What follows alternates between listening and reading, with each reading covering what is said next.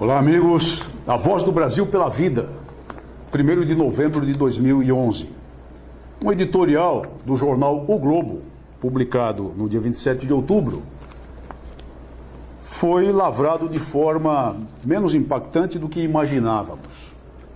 Nós que defendemos o direito à vida e defendemos a sacralidade da vida desde o momento da fecundação, esperávamos que o editorial do Globo fosse manifestamente a favor de que o Supremo Tribunal Federal, em julgamento que deverá acontecer brevemente, adotasse a descriminalização do aborto, mais uma vez, portanto, legislando o que não compete ao Supremo Tribunal Federal, nos casos de anencefalia, nos casos em que se verifique, por exames médicos adequados, que o nenê no ventre materno é portador de anencefalia, ou seja, está mal formado e não tem os componentes da estrutura cerebral que fazem parte do ser humano normal.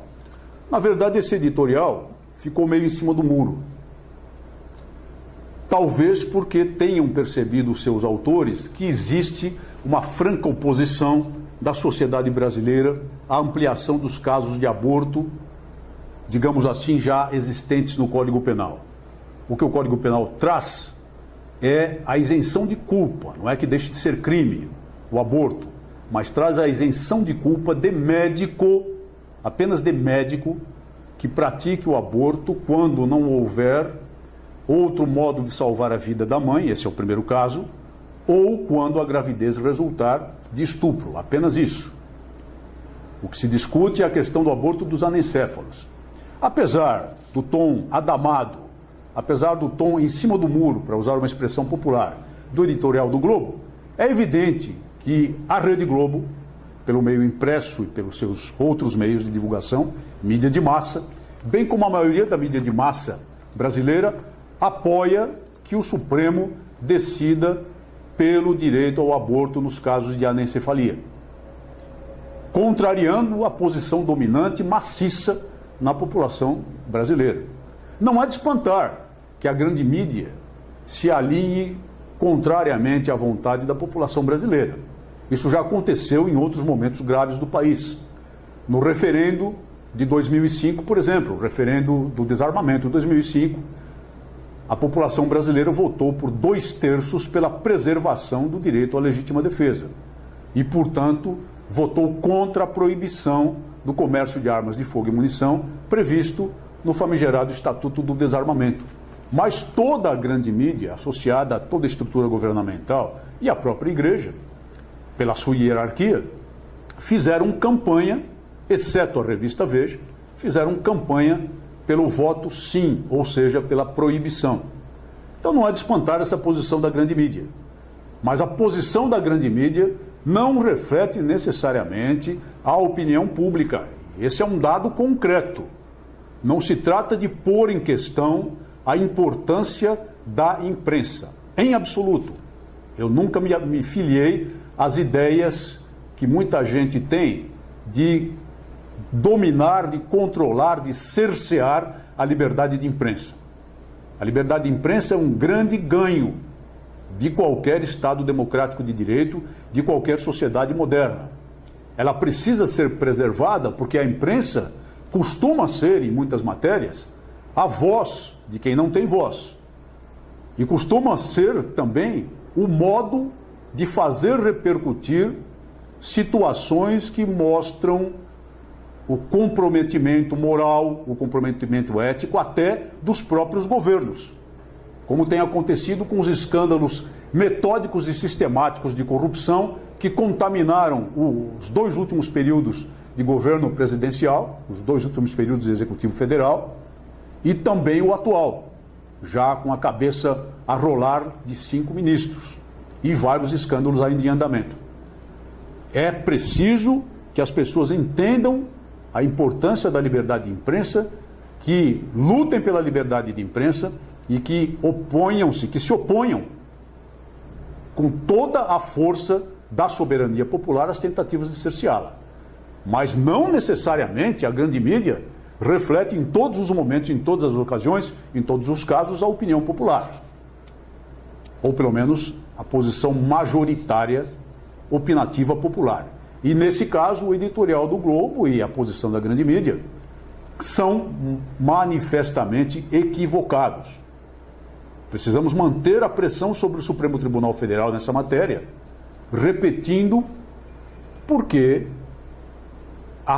se for aprovado o aborto de anencéfalos, o que na verdade não compete ao Supremo Tribunal Federal, mas competiria aos legisladores, mais uma vez o Poder Judiciário passando por cima do Poder Legislativo, essa apenas será a porta aberta para a adoção de aborto amplo, geral e irrestrito em nosso país, violando francamente, frontalmente, violando gravemente o mais sagrado de todos os direitos, que é o direito à vida.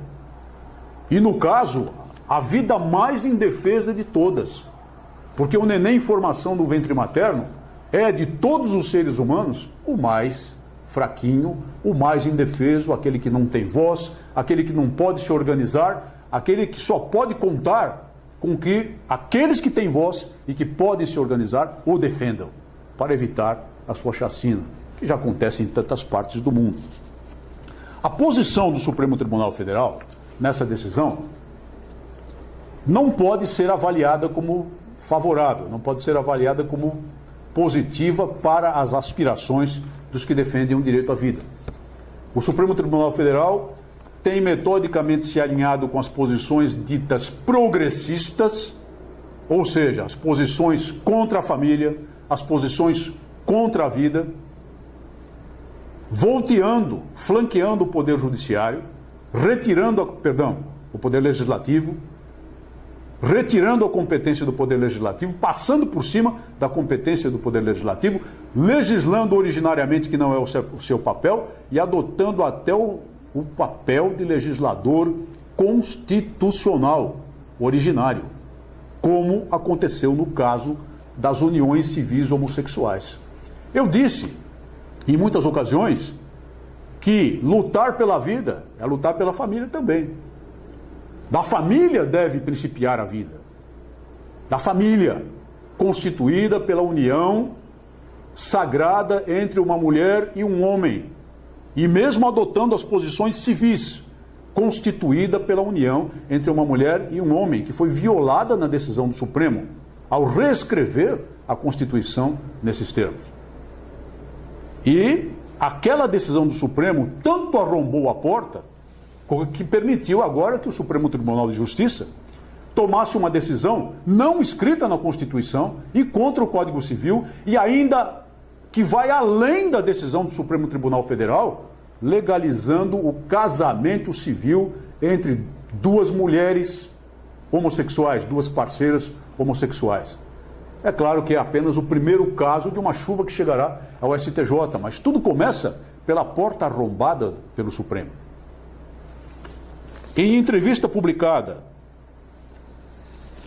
ainda hoje, no jornal O São Paulo, que é o órgão oficial da Diocese de São Paulo, o cardeal arcebispo de São Paulo, Dom Odilo Scherer, opina sobre essa decisão do STJ. Uma decisão, evidentemente, que afeta a família. E uma decisão que afeta também a vida. Quem trabalha e quem labora pelo casamento homossexual, evidentemente está violando o conceito fundamental da família, que é a união de um homem e de uma mulher, para um projeto de vida na face da terra, de acordo com as diretrizes superiores que nos vêm dos milênios e nos vêm da mensagem sagrada, para constituir uma família e para perpetuar a espécie humana. O que não pode acontecer em qualquer tipo de união entre pessoas do mesmo sexo.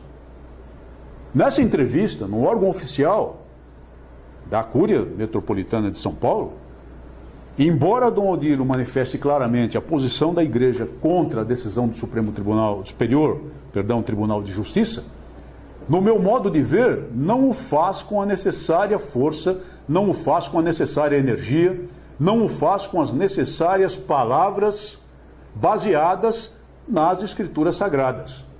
A minha posição é uma posição leiga, evidentemente. Eu sou um oficial da Polícia Militar, estou na reserva há muito tempo. Exerci o cargo de deputado federal.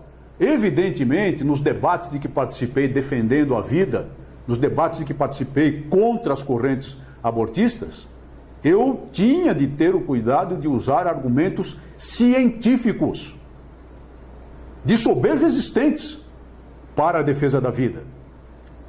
Dificilmente deveria usar os argumentos de caráter religioso, porque é claro que sempre seria rebatido, por exemplo, num debate no Parlamento brasileiro, com aquele argumento, aquele velho argumento de que o Estado brasileiro é laico.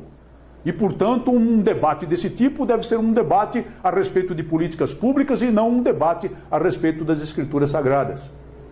É importante que o debatedor cristão, fora do âmbito da sua fé, aprenda a se apropriar dos argumentos científicos para esse debate. E eu deveria fazê-lo, e eu fazia, e tenho feito na minha posição leiga, mas Dom Odilo não. Dom Odilo é o nosso líder espiritual. Dom Odilo é o cardeal arcebispo de São Paulo. A palavra dele deve ser a palavra das Escrituras e a palavra do Evangelho. O ensinamento da Santa Madre Igreja, o catecismo católico, a doutrina da fé católica. Este tem de ser o ensinamento e esta tem de ser a posição firme com todas as palavras do nosso líder espiritual. E não vejo isso na entrevista. Pelo contrário, eu vejo termos excessivamente cuidadosos que não deveriam ser adotados num momento tão grave como esse. É preciso que ele se manifeste pelos termos da fé, fazendo o papel da hierarquia, cumprindo a missão da hierarquia católica, enquanto nós, os leigos, tratamos de combater no mesmo campo de batalha, mas por outros modos, e tratando de esgrimir os adequados, bons, profundos, corretos argumentos científicos. De modo que essa posição, pela defesa da família, que é a defesa da vida, parece-me um pouco açucarada e parece-me rigorosamente insuficiente por parte da hierarquia da Igreja. É preciso que nós voltemos a enxergar na hierarquia da Igreja, nos nossos líderes espirituais, os nossos verdadeiros pastores, com todo o peso da palavra de Deus e do Evangelho. Muito obrigado por sua atenção e até o próximo programa.